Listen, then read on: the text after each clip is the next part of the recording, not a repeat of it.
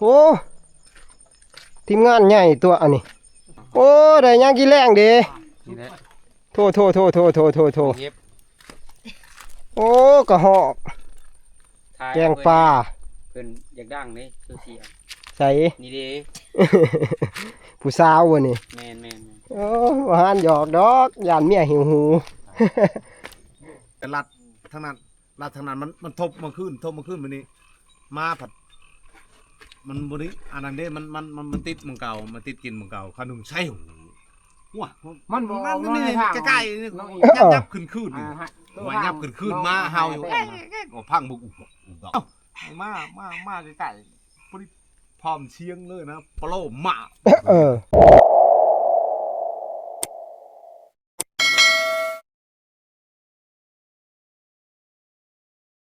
สบายดี FC ทุกคนเนาะมาพบมาพอกับ2ผ่านจิตคนหากินเช่นเก่าเช่นเคยทุกคนตอนบ่ายมื้อนี้ก็สิไปป่าทุกคนเอ้ยผ่านป่าเพราะว่านัดกับผ่านป่าไปทาเลยพุ่นแหละอยู่เที่ยงหน้าหน่อยเฮามื้อนี้ก็ขึ้นกับผ่านจอดเนาะไป2คนมื้อนี้หลังจากที่ว่าบ่ได้ร่วมงานกันนานได้กับผ่านจอดนี่ก็หัวอยากหา6 เดือนแล้วบ่ได้ไปกับเพิ่นนะมางวดนี้เพิ่นไปเนาะค่าสร้างเฮือนชีหนาชีตาเพิ่นก็ได้เฮ้อทุ่มเท3 ปีใครแต่ว่าบางปีก้ายนี่ไปกับพันจอดนี่โอ้ยเที่ยวได้เที่ยวนั่นได้ทุกคนเลยม่วนอันนี้เนาะมานเทื่อ2เทื่อ3ไปกับเพิ่นมาปีนี้แหละเป็นครั้งแรกซะว่าลองไปเบิ่งนะสิเป็นจังไดเนาะ แจ้งเกิดไปมื้อนี้ก็อยากบ๊ายๆแหละเพื่อฮอดหางฮอดเที่ยงเฮาก็ค่ำเลยเนาะแต่ว่าเฮาไปบ่ฮอดก็สิไต่ตาไปแล้วมื้อนี้หรือจังไดแต่ว่าไปฮอดก็สิไปฮอดเลยนะผ่านป่ากระถาอยู่เที่ยงพุ่นว่าสิขึ้นแต่เช้าแหละทุกคนเอ้ยเช้านี่ก็ฝนตกเนาะ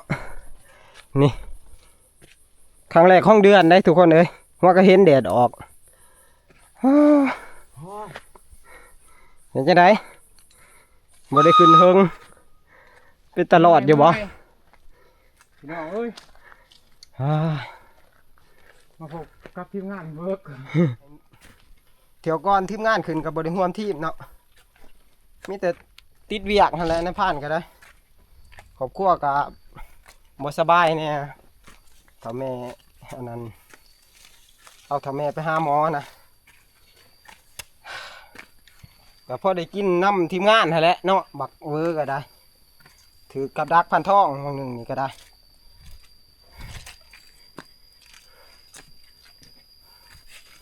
รอบนี้ก็บ่ทันได้ขึ้นพวกผ่านท่องผ่านม่องก็ได้เพราะว่าเพิ่นหัวกระโหลงเมื่อวานมาซื้อนี่เด้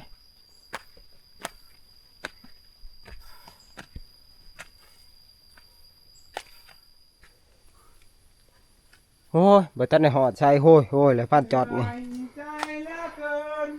ไว้อยู่บ่แดดออกก็จริงเลยทุกคนเลยผ้าก็ห้องไม่ลืมตื้มต่ำโอ้ยผ้าพ่นนี่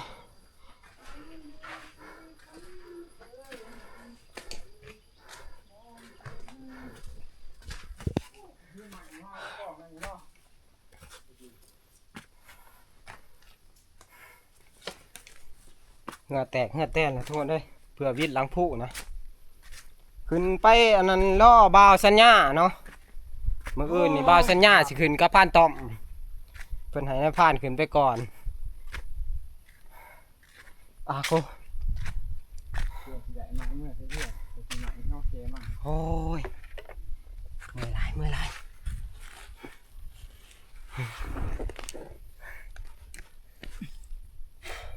นี่คือร่างขยอกไล่จากบริขึ้นมาไล่ผ่าลาปีขึ้นมาจะได้เที่ยวนี่เป็นตาอยู่ผ่านจอดฮะยังมาทำมันจ้ามันแดดแล้วได้นี่เบิ่งตอนถ่ายโหสีสรุปกันบอกไปก่อนมันเราบ่ได้คลองมันนี่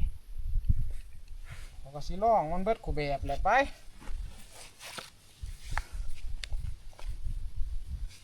ว่าสิชวนเอาผ่านเผิงจักไปทางใดผ่านเผิงก็เมื่อยแต่โทรหาไปแต่ละเทื่อดิเพิ่นได้ทับได้ทุกคนผ่านเผิงนี่ แต่ว่าประมาณพ่อกับพ่อ ไป ได้ทับ แล้ ก็ ว ได้ พี่ ทั น้อบ งเบิ่งกันยาว มารอบนี้ก็ใช้พันจอดนั่นแหละเพราะว่าเพิ่นก็ล้างเวทีมานานนะบางที่เพิ่นสิแจ้งเกิดเนาะ ๆหลังจากบ่ได้ไปเฮิงนะ ไปบัดนี้มันสิค่ำสิมืดได้ 3 โมงเด้อ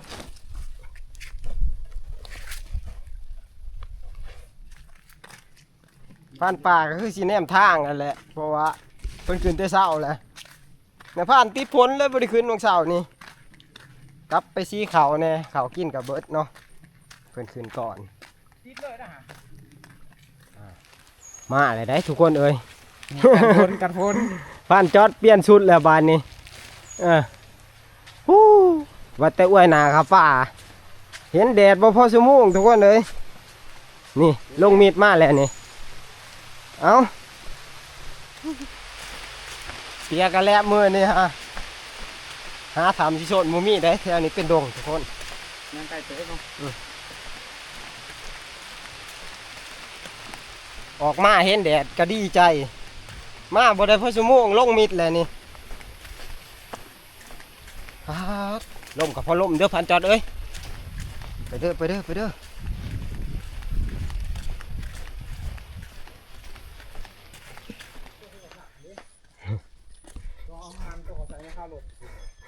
คิดว่าสิได้เปียกพลเลยทุกคน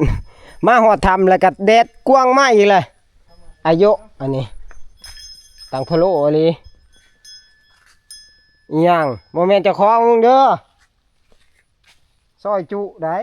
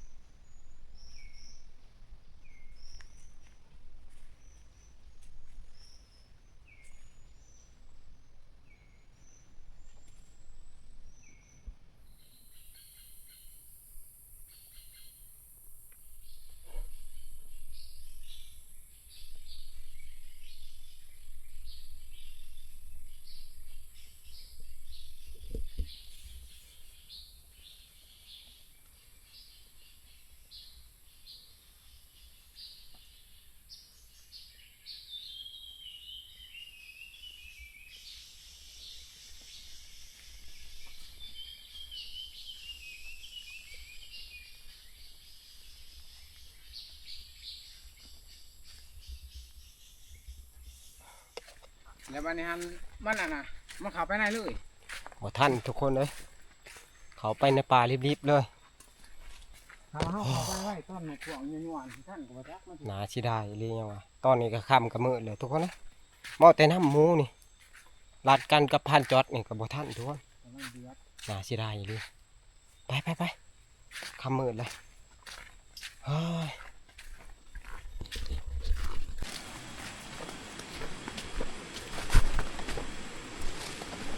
โอ้เสียงน้ำอ่าเป็นตาสีขามได้บ่เด้มื้อนี้ไปซองเบิ่งหลายบ่น้ำ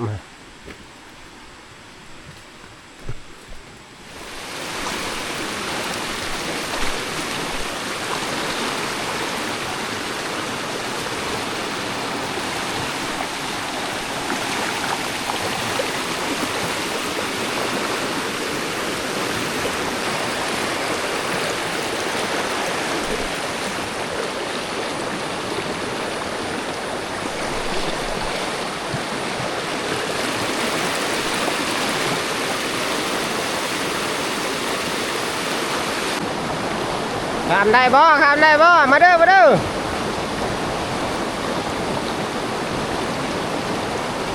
หินมันหมื่นน้ำก็แห้งได้จะเป็นแมงใหม่ลายเต็มไปบนหูบนตาแล้ว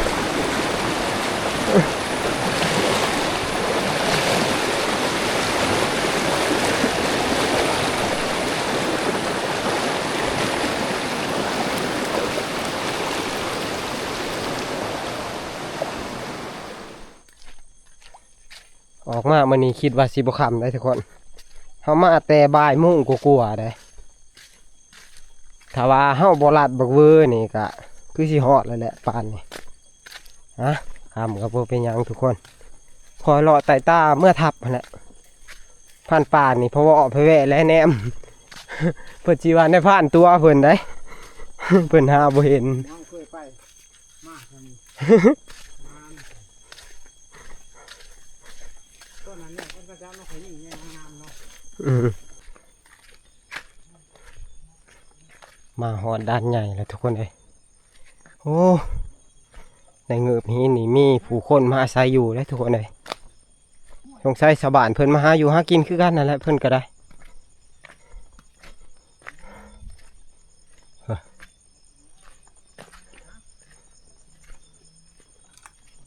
อ่า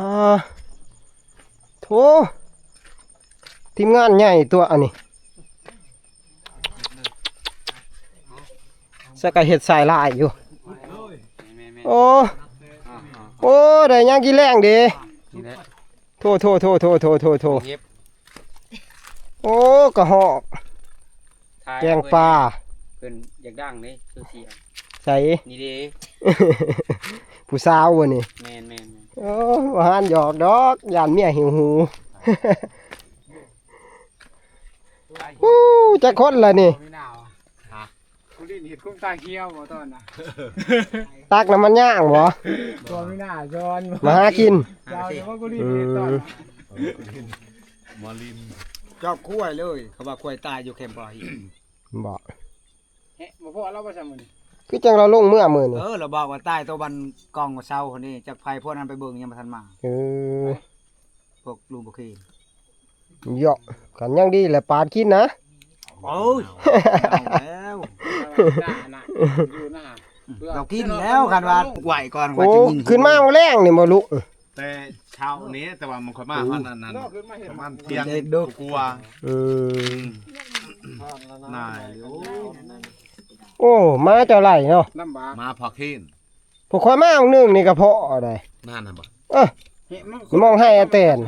มันนี่มันรุดของเช้านี่ฝนตกบ่วะมันรุดอยู่ข้างมึงครัวในข้างข้อหน่อย จะเห็นบ่มันกินบักโบกนะหันในทาง เห็นแต่นั้น โอ้ เห็นแต่ว่ามามันไล่เข้าไปทางอันนี้เด้ทาง โตมึง ทางอีหยัง เห็นอันนี้ ทาง ดง ไป เนาะ กับเรื่องเลย โอ้ มันไล่ไปคุณพวก บ่ พวกอันนี้ก็ลัดทางนั้นมันทบมาขึ้นมันนี่มาผัมันบ่ได้อันนั้นเด้มันติดมึงเก่ามันติดกินมึงเก่าขนุนใช่หู ว้า มันบ่ นั่น น้อย นี่ ทาง ใกล้ๆนี่ น้อย ยับขึ้นนี่ ฮะ ว่ายับขึ้นมาเฮาอยู่ก็พังบุกดอกก็มามันเว้นคอนมาเบาก็เบิ่งเลยมาเอ้ยบอกเอ้ามาใกล้ๆพอดีพร้อมเชียงเลยนะปโลมา เออ จุดใช้หลอดข้างนะกูบอก โอ้ ง่ายท้อง รอดให้ได้ข้างในเนาะ นายนี่ว่า ทุบลงไข่ ก็แม่นบักทอกแล้วเนาะ ฮะ ก็แม่นบักทอกพุ่นแล้วเนาะ เอ้ยระดับนั้นนะ อืม ไม่ใหญ่มันทอกมันนี่มาทอกมันลมมันลบขึ้นทั้งอันนั้นมันออกทั้งบันอันนั้นเด้ มาของแรงนี่ก็ลายพอแล้วได้หอยมันโพดนะให้แตนนี่ แม่น โอ้ ลายแท้เลย แต่ว่ามันหลักอะลีคอยเข้าไปมันก็ตื่นได้ แม่น ได้กินแต่ไก่พุ่นโอ้ มัน เพราะ ดั ว่า กอยู่ทหารลายโต้นั่นอยู่ทหาร โอ้เจ้าพ่อดอกซะเบิ่งนักล่าก็ได้ เออ ปอตัวมาลายโตแท้นักล่านี่ เกือบเศร้า ปาโต แต่บ่มีโตสิได้กิน เออของบ่พามันไปมื้ออื่นเช้านี่ครับมันแดดพามันไปเด้อนี่ นี่ อืม พาไปก็ได้กิน มอนี่บ่ได้ลงเลยนะนี่ โอ้ ดอกเอา ทีมงานใหญ่กับบ้านเฮาเองนั่นแหละทุกคนเอ้ยมาหาอยู่หากินเนาะหาขี้สั้นขี้ซี่มาขายอยู่บ้านเฮาพุ่นแหละ ไปตามสุกตามเนี่ย บ้านนอกขอกหน้าเฮามีแต่หาเครื่องปลาของดงนี่แหละลงขาย จะได้พันจอดแงกโตกันเนาะเฮาเนาะ ไปพุ่นแล้ว ขอยสิลาดดงใหญ่เมื่อ ไปคนละทางกัน กินข้าวน้องกันบ่ โอ้ยยานพันปลาถ่าเพิ่นมาถ่าตะเวทนี่แหละขอบมุกขอบใจหลาย กินข้าวกับน้องกันก่อนที่ ๆยานพันปลาถ่า เนาะ เงือบใหญ่เงือบน้อยมีเบิดผู้คนมาอาศัยอยู่มึงติพี่ก็มีกระสอบคนนะก็สงสัยสิแม่นทีมงานใหญ่ตัวนี้แหละเนาะเพราะว่าคนเขากะมันหลายคนนะมาสนหรือไผหรือมันโอ้คนบ้านเฮาเองหั่นแหละเพิ่นเอิ้นกินข้าวน้ำกะบ่ได้กินน้ำเพิ่นเนาะเพิ่นได้กะหอกแล้วก็แกงปลายานพันปลาถาหั่นแหละ คิดอยากอยู่ตอนนี้ก็บ่ทันได้กินข้าวแรงได้มุ่งหน้าข้าวดงทุกคนเด้ดอนนี้ก็ยังเหลือดอนเดียวแหละจังสิฮอดเที่ยงเฮาเนาะก็ถือว่าเฮามามอแหละในพานก็แยกโตกับอันพานจอดเพิ่นไปคนละทางนะเพราะว่าดงนี้มันก็มีบักบกแน่หั่นแหละบักบกหลายดงนี้เทื่อว่าบักเวอออกมาโคบก็เป็นได้เด้ทุกคน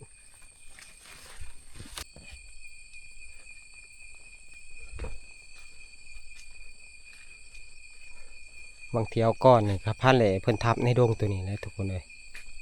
บักเทาะเพิ่นว่ามันบ่อยู่รอบล่าสุดนี่เพิ่นก็ทับบ่แตกเพิ่นว่าเพิ่นนั่งห่างเด้มันเข้ามากินบักบกเนาะ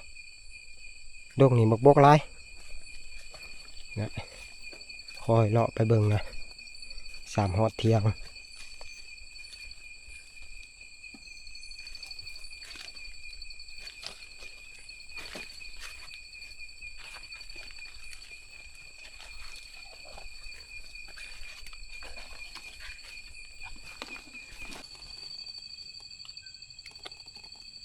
ดอกใหญ่ทุกคนเลย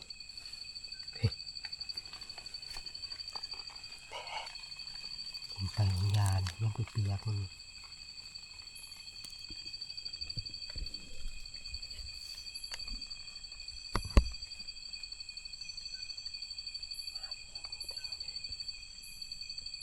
มันกินเปียก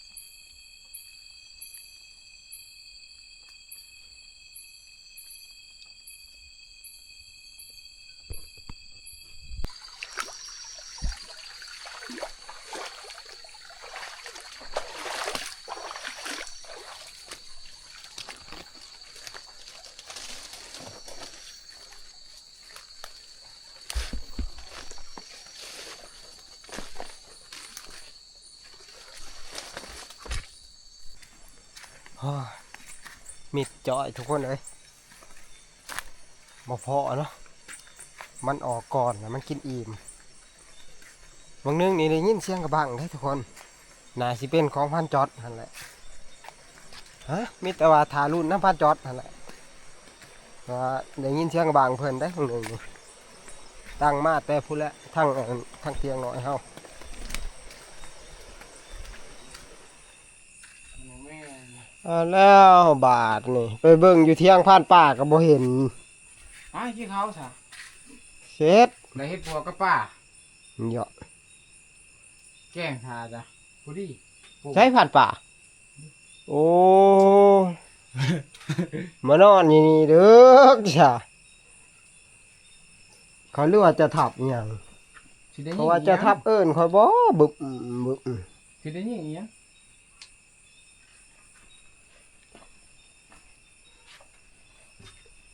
โอ้ย อืม จังไดเหี่ยวนี่ โอ้ย โอ้ยขอรถไปหาเจ้าอยู่เที่ยง โอ้ยเที่ยงจะได้เนาะเขามาพี่แล้วอ่ะย่านว่าพาใหญ่บ่ไปเที่ยงย่านว่ามาทางพี่ก็เลยย่านว่าเมื่อยไปทางปุ่นก็เลยมาลัดอยู่พี่ ฮะบ่ดี ผู้นัดเจ้าของ มาหอดเที่ยงแล้วก็กับข้าวก็แล้วเลย ฮะ ผ่านจอดแกงเห็ด เฮ็ดป้า มานี่กินข้าวนำกันอ๋อกินแกงเห็ดปวกทุกคนเลยผ่านป่าเก็บมาแต่เช้าพุ่นคิดว่าผ่านจอดทับบ่เบือเฮ้ย มาแต่วันนี้กัน เบิ่เบิ่เช็ดเห็ดแล้วผ่านจอดนี่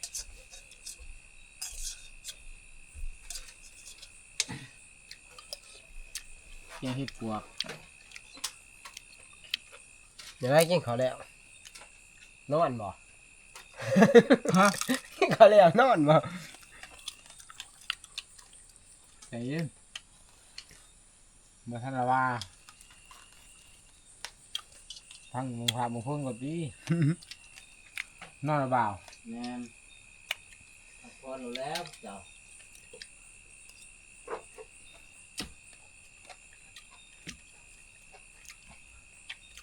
เขาว่ามันตายเบิดบักเถาะเนี่ยเนาะพอดี4 นิ้ว มันก็ทอนมาเรื่อยๆแล้วเฮ้ย อือ อันว่า โอ้ ง่าย ดี ตัวพันตัวเฮาเห็นอยู่ผู้มันตัวห้อย3 นิ้วหันที่ว่าพันมองยิ่งดักที่เก่ามันก็มาอยู่ มาต่อมันกินหมกบกแม่เขาว่าซ้ำกันก็ห้อยงู เอาหักหันห้อยอันเบิ่งบ่ออกครับเพราะมันเป็นห้อยมันฮะมันเลยออกมันหมุนเดี๋ยวเนาะ คุณได้ดีมันมาดังไพ่ใส่ท้องบาดนี้กุยแจ้วอ่ะบาดนี้กินข้าวกินน้ำแล้วกันนายพันเองสิขอโตวพักผ่อนเนาะเฮากับเมื่อยหลายมื้อนี้คือสิบ่ได้ออกแต่ตาดอกมีแต่ว่าไว้พอกันใหม่ในคลิปหน้านะสำหรับคลิปนี้ก็ขอกล่าวคำว่าสบายดี